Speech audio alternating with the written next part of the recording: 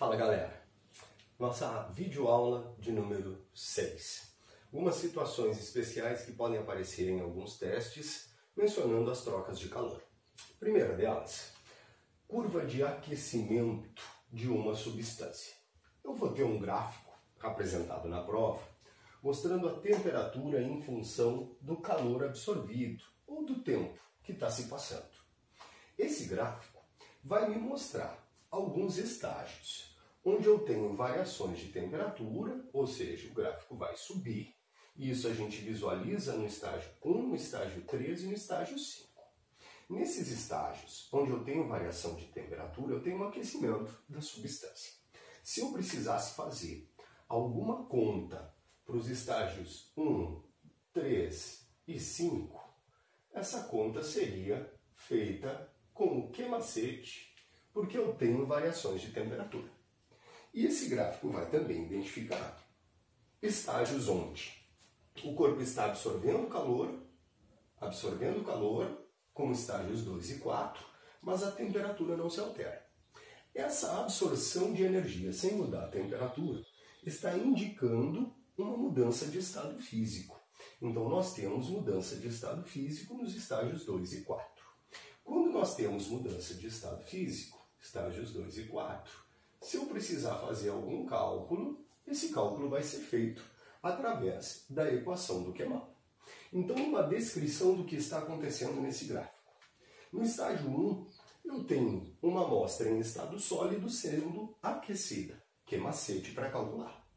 No estágio 2, eu tenho a passagem do estado sólido para o estado líquido. Eu tenho uma dupla fase aqui, sólido e líquido estão presentes. Que-mala eu usaria para fazer contas.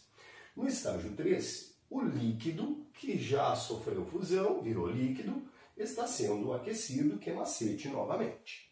Estágio 4, temperatura constante, mudança de estado. Eu tenho aqui estado líquido e estado gasoso presentes, porque está mudando.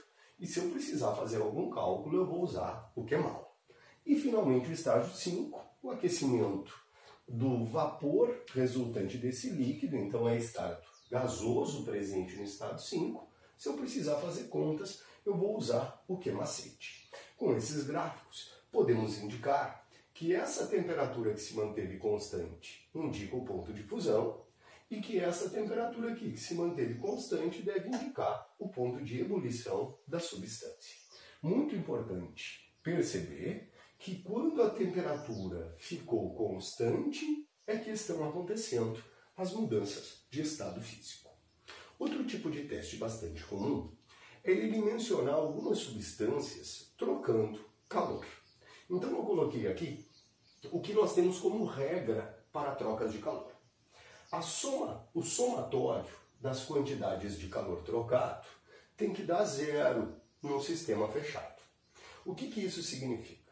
Eu coloco corpos para trocar calor, se um corpo dentro desse sistema perdeu 500 joules, os outros corpos têm que absorver esses 500 joules. Então, se eu somar a quantidade de calor perdida com a quantidade de calor somada, com a quantidade de calor absorvida, vai dar 0.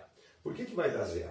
A gente viu na nossa videoaula de número 4 que calor recebido tem sinal positivo e calor perdido tem sinal negativo. Então, se um perde 500 e outro ganha 500, eu tenho menos 500 e mais 500. Isso vai zerar o somatório. Então, o que a gente tem como regra? Somando calor cedido com calor recebido, vai dar 0. Supus uma situação. Eu tenho um recipiente que contém um determinado líquido e dentro desse recipiente com o líquido eu coloco uma bolinha.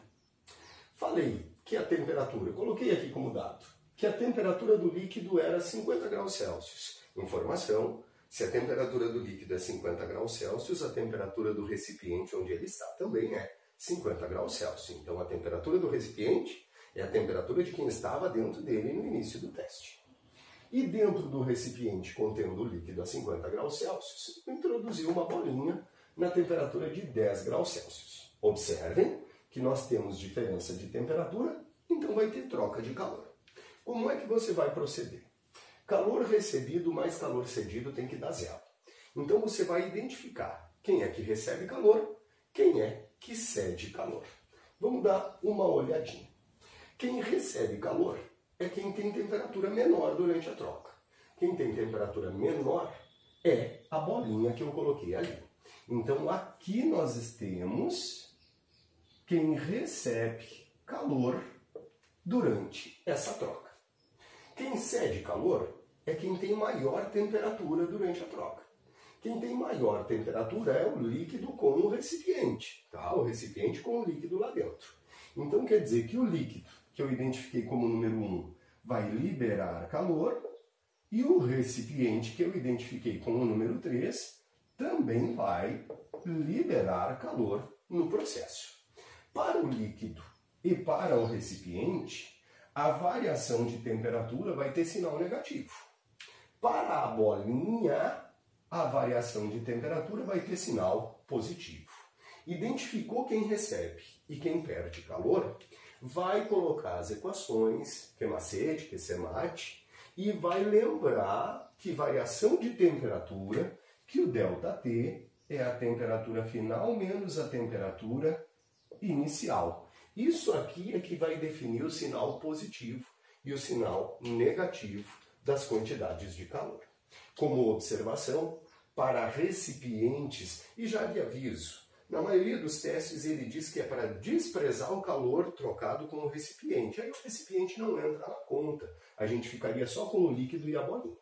Mas se eu precisar, naqueles testes mais trabalhosos, considerar a quantidade de calor trocada pelo recipiente, muito comumente para o recipiente a gente usa a relação capacidade térmica vezes variação de temperatura. Beleza, pessoal? Na nossa próxima aula, a gente vai falar um pouquinho sobre como é que o calor passa de um corpo para o outro. Por enquanto, muito obrigado. Fica de olho na nossa próxima videoaula de número 7. Um abraço.